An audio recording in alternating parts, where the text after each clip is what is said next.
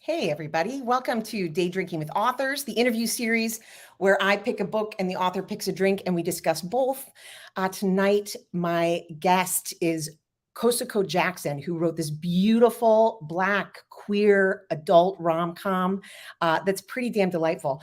And it has the most beautiful animated cover. If you, like me, are a bit like, okay, maybe I'm done with the animated covers, one will come along. And it's actually why I picked this book that is so different. It gives you such a different view of the characters in the world. And I urge you to run out and go at least get a look at this book at a bookstore.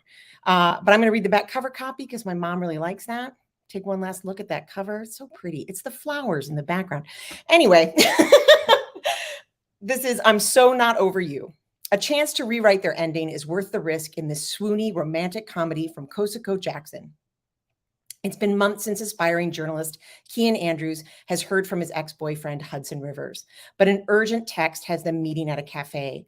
Maybe Hudson wants to profusely apologize for the breakup or confess his undying love, but no, Hudson has a favor to ask. He wants Kian to pretend to be his boyfriend while his parents are in town, and Kian reluctantly agrees.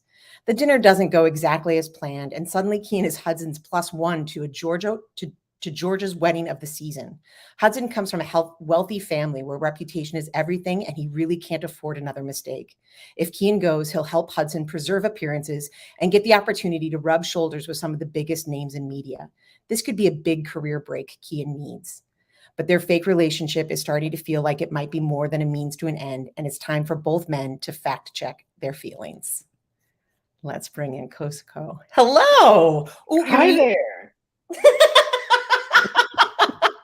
I tell all my guests to wait a second before they say hello, and you came in hard. You came in right. Okay, I heard you say hello, so I think I just cut it off at the end, but you know what? I failed. It's fine. It was perfect. It was perfect.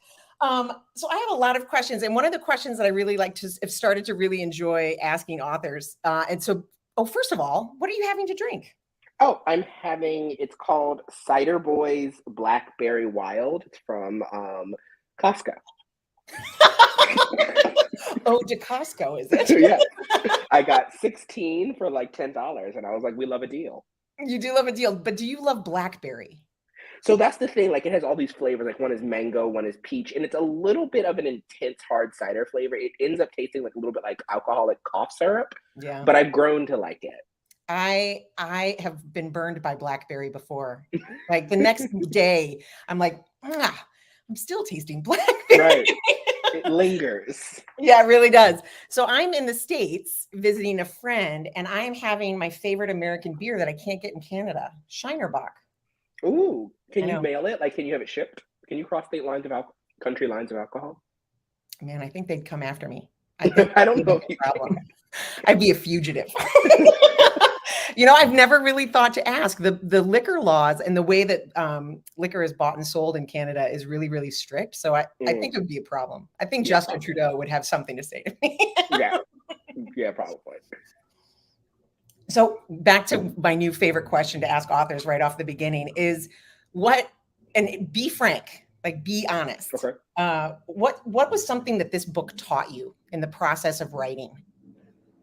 Did it teach you Oh, anything? Were you like, this book didn't have anything to teach me? that is an interesting question. Can I include like in the whole like publication process? Yeah, Can I all say of it, that? the whole thing. So in the very beginning of this book, Hudson was actually white. When I first did the first draft of it. And even when I sent it to my editor, he was white. He was not black. It was not two black men in love. And when my editor and I were going through edits, she was like, "This is a great book, but there's a weird power dynamic here by having this white guy have this job in this very rich company, and that this black man basically has to be subservient to him to get this job." And so she was like, "Would you be open to making Hudson black?"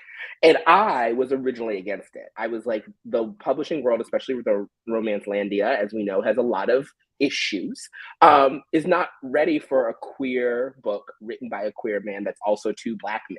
And I was like, my white readers are not going to be able to handle that. And it was my editor who was like, "I think we should do it." And I was like, "I don't know what you're thinking, girl," but we did it. And it was like, it's been the thing that like has been so refreshing. Like even when you mentioned the intro, like we don't see these books, we don't see these covers, and people have been loving it. Yeah, I would imagine. Man, that must have been nerve-wracking though. Like that really Yeah. must have been nerve-wracking. But also kudos to your editor because as we all know in Romance Landia, there's in the past, and we all hope it's changing, there's been pushed the other way, right? Yeah, Yeah. So exactly. that's pretty that's amazing. Congratulations. And in the Thank you. cover, when you got that cover in your inbox, were you like, hot damn. I loved it. So I had like three different versions. The artist, the illustrator did like three different mock-ups. There was this one, there was another one like with like some backgrounds of like people at a party, and there was one that we had to nix instantly because it's a spoiler for the book. And I was like, this conflicts with like a major plot point in the book. So we went with this one. Originally it had like alcohol in the background, like champagne bottles, and then I think it was beer bottles actually. And then we had flowers. And so I really like this cover. I think it's really Yeah. cute. I love I it. think the flowers really changed it. It's so interesting. We'll get to that in another question. Like, I'm so blown away by the idea and what a different book it would have been had Hudson been white. Because one of the things that I really sort of marveled at as I was reading it, was, okay, well, I guess we're skipping to this. You're just jumping around. We're going all over the place. So, like, for your first adult rom-com or for your first adult romance novel, like you went at some like crowd favorite tropes, but then through the process of writing the book, like you just in some very subtle and some very blatant ways, you really subverted them. And it's interesting. I wonder if Hudson had stayed white, if that like really subtle sort of class divide subversion would have been played out differently. Because it's Yeah, I don't think it would have been as good. I think the race element would have overpowered the book. So I'm like really proud of my editor because, like I said, again, we have this rich Southern white family and this poor black boy who has to basically do everything this white guy says.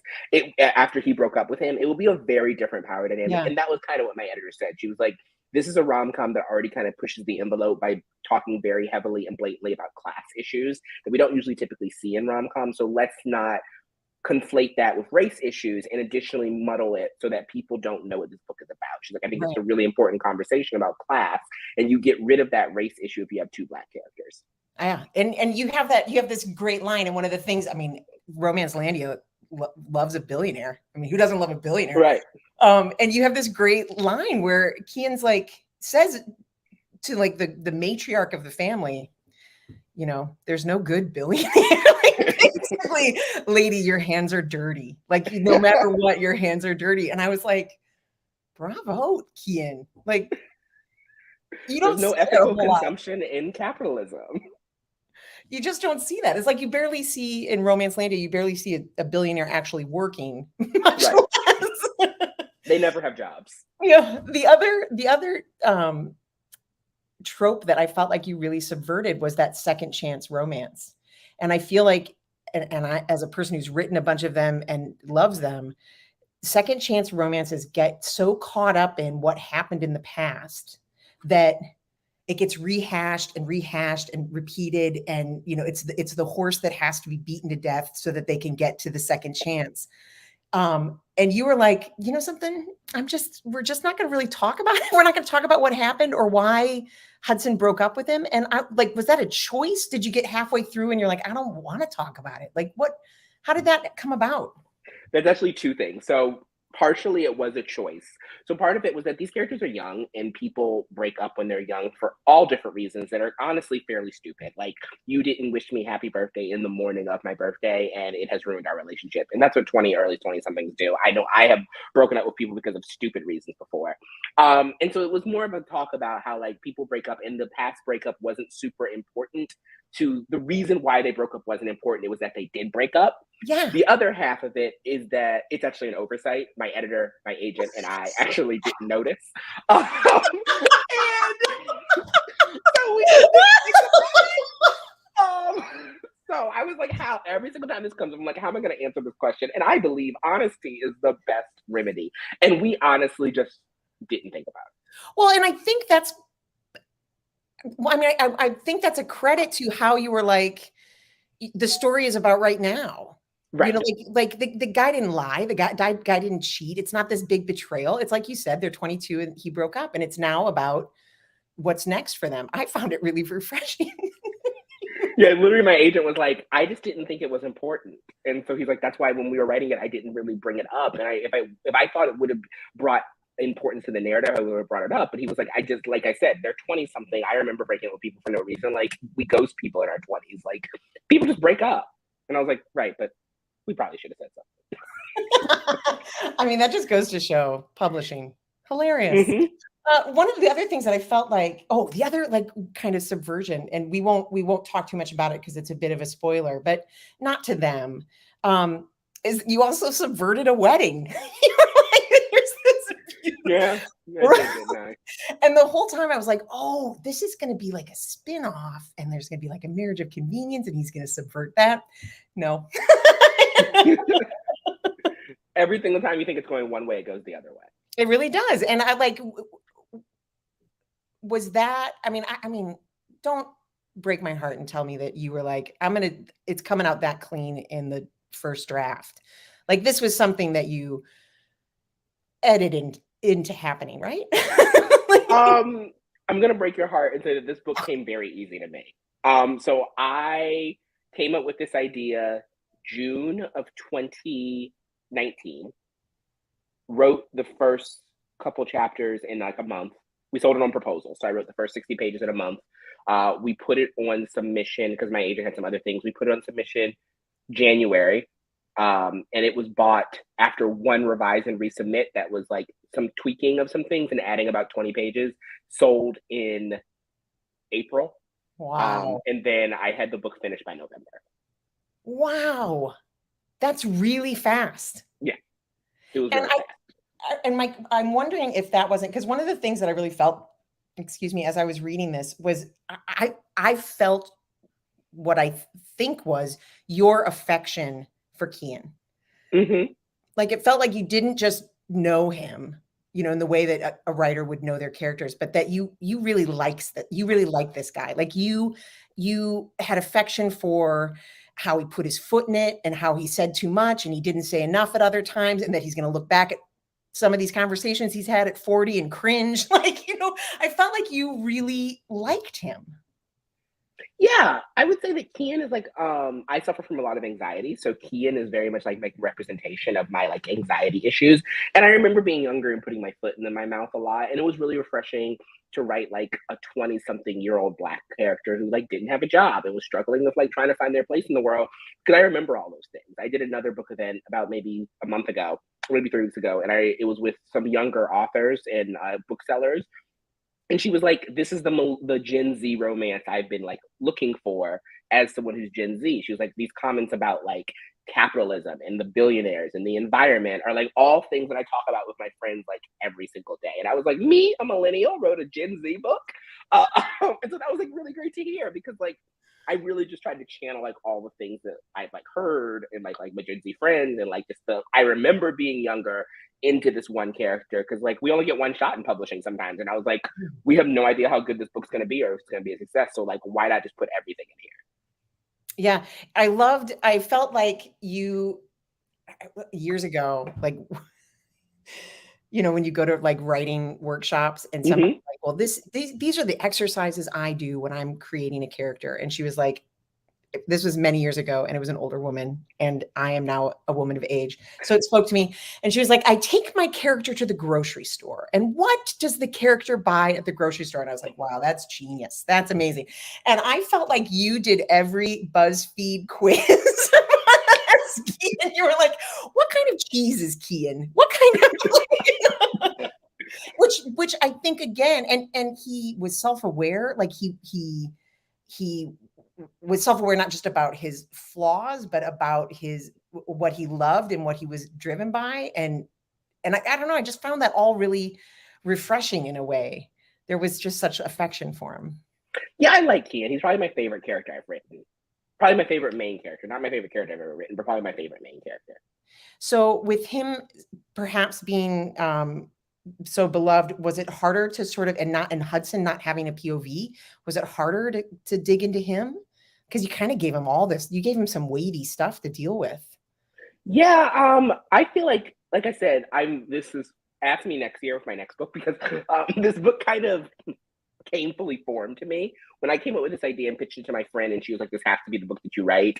I wrote the synopsis, I think, in like 30 minutes, like my full synopsis in 30 minutes. I knew all the characters. Very little between sending it to my editor to this changed. Most of it was just like fine tuning the romance and fine tuning some pacing. So I always knew that Hudson was going to be a billionaire, though funny enough, in the very first draft, his family came from a pharmaceutical company, not a brewery empire.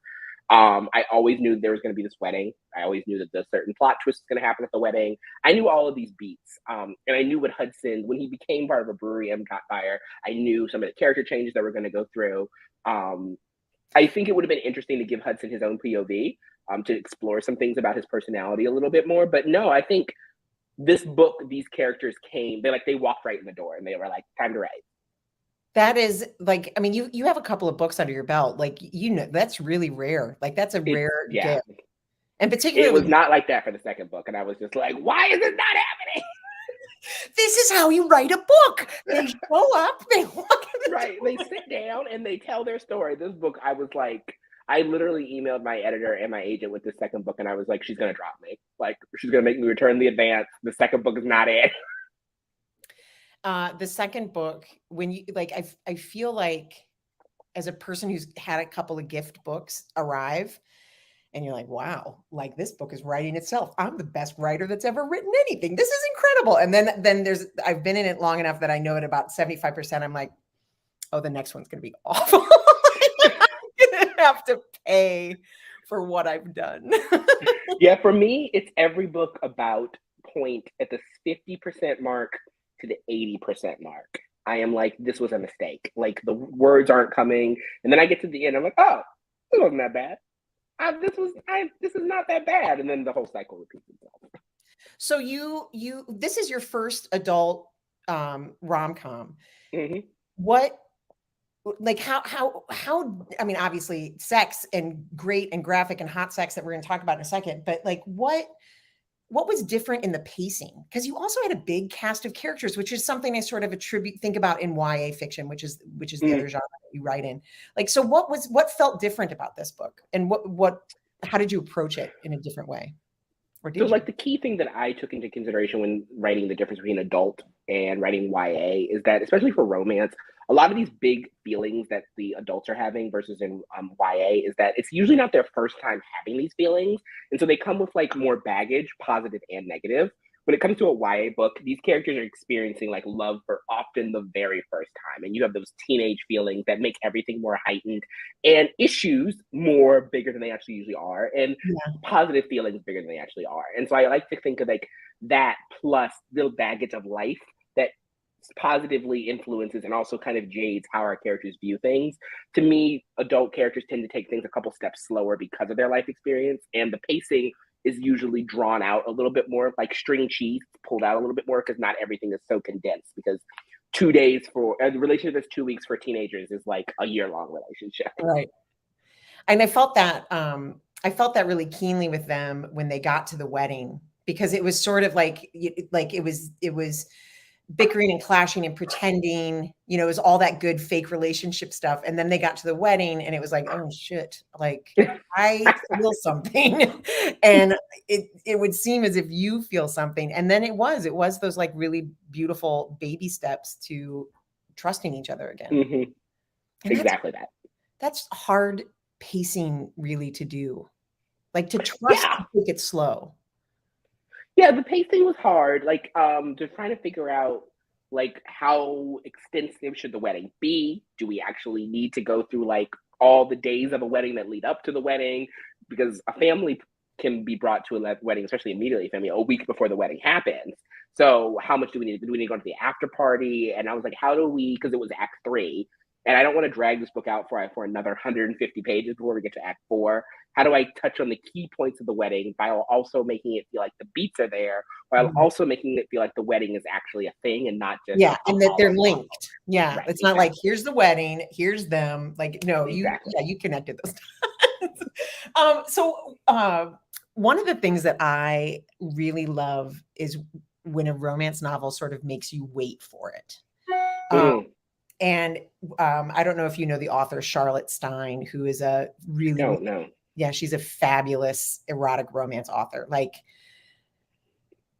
deeply romantic, deeply erotic. And so I asked her one time, like, what was her secret? What is something she thinks about when she's writing sex scenes? And your book made me think of what she said, which was, you have to make your readers horny for something. I mean, like the way that you teased your characters and the way that you teased your reader. And I thought, oh, well, maybe there just won't be sex on the page. And then suddenly there was a lot of sex on the page. Which is funny because when I wrote this book, I was like, and maybe it's because I come from a reader experience. I was like, on the steam level, this book is probably like a 2 or a 3. It's like not that steamy. And then like I was giving it to friends and like reviewers were coming in. They're like, no, this is like an 8. And I was like, is it really that steamy? And they were like, yes, it's steamy. And I was like, oh, well, I guess it's just steamy. Yeah, and I would agree with that. And I think it's because of the tension that you created, right? Like this, again, like, this kiss and then back up, kiss, make, back up. Like, yeah, Charlotte Stein's not wrong. You got to make the reader horny for something. One of the other things that I really loved about this book was I felt you and these characters really lived in that being 22 years old. I read a lot of new adults that aren't written by anybody who's seen new adult, and it's a romanticized version of it. And we know that 22 is so awkward. Like, it's so awkward. And I felt like you handled not just the awkwardness of it, but the hopes of it. Like Kian's got this big plan to be a journalist, and he's got this one shot, and he really it's like this, or he's moving back home with his mother. Right. There's no in between. And like, was that hard to stay in that place? Because it does have its own tension and uncomfortableness to it. I don't think it was hard because I catastrophize everything. So that also very much helped. Like, I'm the person who's like, my boss today gave me a thumbs up when I told her about a deliverable. I'm like, she hates me. Like, she's obviously planning to fire me because she didn't say thanks with an exclamation point. And my boyfriend has to deal with these every day. And I'm like, I'm about to be fired and homeless. And so that's just who I am. So that was easy to put into it. But also, I mentor a lot of younger children. I'm a teacher. I'm an adjunct professor. A lot of my staff that I mentor at my job is like in their early 20s. So I remember a lot of this, and I experience it like every day when my like mentees are like, I put a typo in my email. And I'm like, baby, I put G2G in my email to a client, to a $3 million client. Like, it's okay. So I just deal with this every day, and I absorb a lot of media too, which also helps. When I was 22 years old, I had this internship at a regional magazine. And let me tell you, it was this, or I was moving home with my mother. And then I got fired and I had to move home with my mother. I remember the managing editor. I was interning, and the managing editor was going to go on maternity leave, and I was just going to fill in. I was like, I don't know what. As an intern. And she went into labor early, and I had to do all these headlines. Like, I had to put together all these headlines for this magazine, and I misspelled words in 3 of them, that didn't get caught, because the managing editor was gone, everybody was late, and it didn't get caught.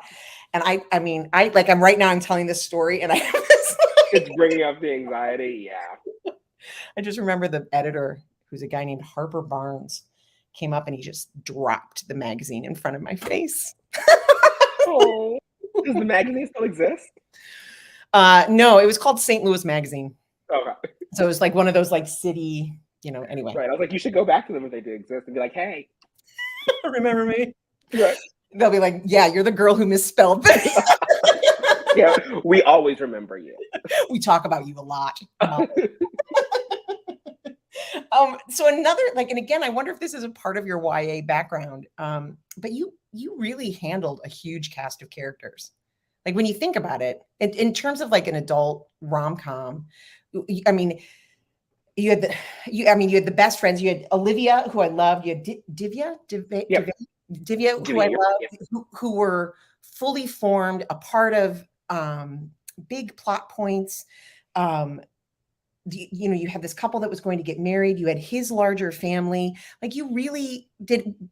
Is that easy for you? Is that difficult? Were you like, That is not easy. And if you compared it to my YAs have like 3 characters. oh, So really? I always think when I'm writing my YAs, I'm like, there's not enough characters in here. Like in my debut, Yesterday is History, we have 2 love interests, the main character and one of the love interest mother. So we have 4 characters. In Survive the Dome, which just came out, we have the 3 main characters. The police officer, who's like the main villain, the governor, who's like a character very in the end, and that's pretty much it. So yeah, I don't do big cast because I am always worried that I will drop threads and they won't feel fully formed. But the one thing that a friend told me, Nisha Sharma told me, was that rom-coms are made or they die with the side characters. And I was like, No pressure. right. I was like, well, that gives me something to work with. So I'm like, Yeah. all of my rom-coms have to have substantial side characters that oftentimes either make such an impact that you remember them and love them, or they actually steal the spotlight. That's always like my goal for my side characters. And so I just thought about that when I was making these characters. Plus, as I've told like a lot of people, this book was inspired loosely by Crazy Rich Asians. And when you use that inspiration, people are like, oh, like you can see that Astrid is a blend between Olivia and Divya. Like you can see all the characters that line up for this. Yeah. So are there spin-offs planned? Like what's the second book that comes after this? There's no spinoff planned. So we'll see what Berkeley does like in the future. But my next book that comes out is called A Dash of Salt and Pepper. I think it comes out December 6th. Can't remember, December 12th. One of those December days. And it follows Xavier. Yeah, it's not that far, honestly. It's not like 9 months away. Xavier is an MBA graduate who lost his job and his boyfriend just recently broke up with him. So he has to move back home to small town Harper's Cove, which is basically an allegory to Stars Hollow, and move in with his family. And he gets a surprise when a fellowship that he previously applied for that they didn't have a space for him actually offers him last minute a space if he can raise $4,000 and get to Germany for this prestigious MBA fellowship. But he doesn't have any money because he's lost his job, had to pay off a whole bunch of things to move home. So he has to begrudgingly work in the restaurant of this very handsome single dad called, I forget what the Wharf. Completely forgot what the restaurant was called. The Wharf, with this single dad named Logan Matt O'Hare, who runs the restaurant. And he has to be his prep chef in the restaurant in order to raise money. But they had a very like confrontational meet cute in the beginning where Xavier threw Gatorade on Logan because he thought he was breaking into his house to steal his mother's china. So they do not get along. And they're like love during the kitchen. And it has like a full cast of characters in this like really quirky, small New England town, a very spunky tween who's Logan's daughter, who was inspired very loosely by Anne of Green Gables. And it's like, if I'm So Not Over You is about like finding your love and like finding your place in the world, I would say that A Dash of Salt and Pepper is a story about and for the people who thought that they were going to be something impressive after they graduated from college and life threw a curveball and you don't know who you're supposed to be now that like the gifted and talentedness of you has not bared fruit. Yeah. Hey, I gotta tell you something. I hear a lot of people pitch or describe their books to me. That was the best one I've ever heard. Thank you. I practice a lot. It's also how I write my books. So like before I start writing any book, I basically write a Publisher's Weekly announcement. And then I write like a dust jacket and then I do a synopsis. So like by the time that book is written, it's succinct. I know. Yeah. Okay. Well, because I just downloaded it, will you give us that treatment for the first YA, the Yesterday? Yesterday is History? Yeah. Oh, wow. Okay. That sounds amazing. Thank you. That was a long time ago. Yesterday is History published a year ago, so I'm gonna have to remember if I can do that. Yesterday is History is basically the time traveler's wife meets Outlander, but for teenagers, about a young boy who gets a liver transplant and gets the ability to time travel and falls in love with an activist from 1969 who resided in his house 50 years later, and the younger brother of his liver donor who comes from a time traveling family, which is how he got the liver transplant. And so him having to bounce between 1969 and 2021 with these two boys in two different time periods who are complete opposites of each other. Blake, who's in the present is like a lacrosse playing jock, comes from a very wealthy family. Michael in the past of 1969 is like a very smooth talking activist, queer activist, and him trying to find his place after he's basically gotten a second chance at life and realizing that these two boys are teaching him that what you thought, because he always thought he wanted to be a doctor, might not be exactly what you want. Bravo. Well done. Thank you. Man, you just I was inspired like, me to get better at those. do I remember this pitch? Well, I can't wait to read all of these books. So thank you so much for coming to hang out. I really do appreciate it. Thank you for having me. This has been super fun. I'll chat with you any day. Everybody out there, please stay safe, have a drink, read a book. See you next time.